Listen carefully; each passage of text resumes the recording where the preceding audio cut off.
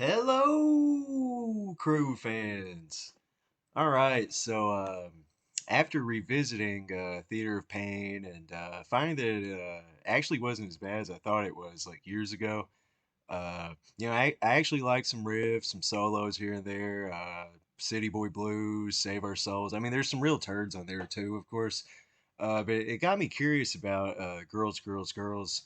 Um, I remembered liking this album more than Theater of Pain like years ago, but not by like a huge margin or anything. Just years ago, giving this one like a quick listen and then just kind of like tossing it aside.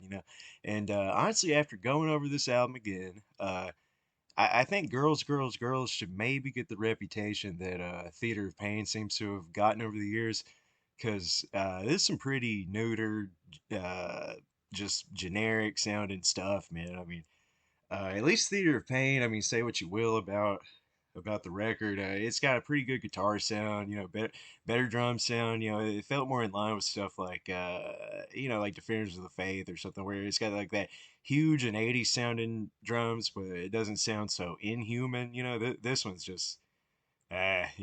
But before I go on, don't forget to subscribe. Send this video to your parents, your boss, anyone who likes or dislikes Motley Crue. Just subscribe and like. Anyway, so the year was 1987, and it seems like a lot of the hair bands were like starting to dumb things down, like even more than they already were. By the way, I know that hair, the hair metal hair band thing. I know that term is offensive to some, but it's one of those things like you know what I'm talking about. It's like indie rock. It's not a real genre, but you know what I'm talking about when I say the term.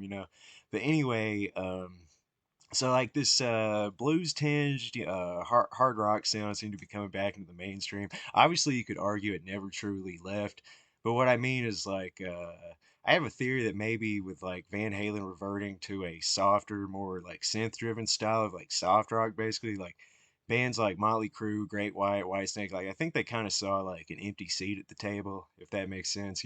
Even shit like Bon Jovi and Poison, like getting big kind of represented like an emphasis on like simple dumbed down shit, like the guitar wizardry of dudes like George Lynch. It wasn't as prominent like what those bands were moving towards. So I mean, you could say like the hair bands in 1984 wanted to have Eddie Van Halen, but by 1987, it's like they wanted to be the band Van Halen, or at least what Van Halen represented when Roth was on vocals.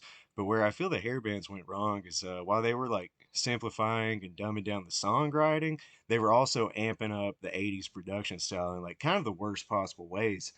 Um, so while the album Girls, Girls, Girls in general seems to be going for like a bluesy, early Van Halen kind of fun hard rock sound, like the songwriting and musical chops just really aren't there, and B, like compare the organic and kind of pure sounded production of like Van Halen 1 or Fair Warning, stack it up against this. So I mean, Girls, Girls, it comes out sounding like it can't decide if it wants to be like Fair Warning or 5150. So I think that's why, whether you like them or not, albums like Appetite for Destruction or even like Electric by the Cult comes out sounding like less a product of its times, even though it's also drawing from like the same sort of musical well.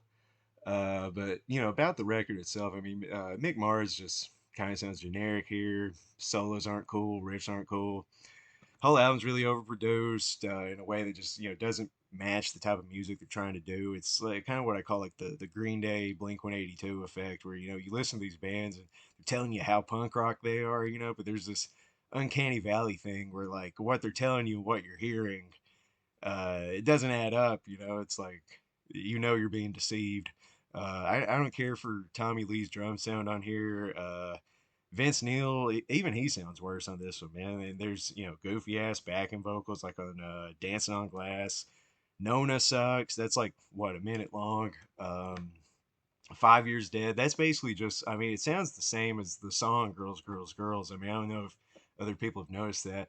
Then you got the shitty ballad "You're All I Need." It makes "Home Sweet Home" look like Shakespeare or something, man. It's just really lame. I do like Wild Side. I think most people think that's a solid radio hit. But yeah, I gotta say, man, I wasn't into this record at all. I guess I'm gonna press on to Doctor Feelgood, and fuck it, man, I might do the whole discography if you guys want me to. So, let me know in the comments if you agree, disagree with what I said here. It's all opinions. So, subscribe and thank you.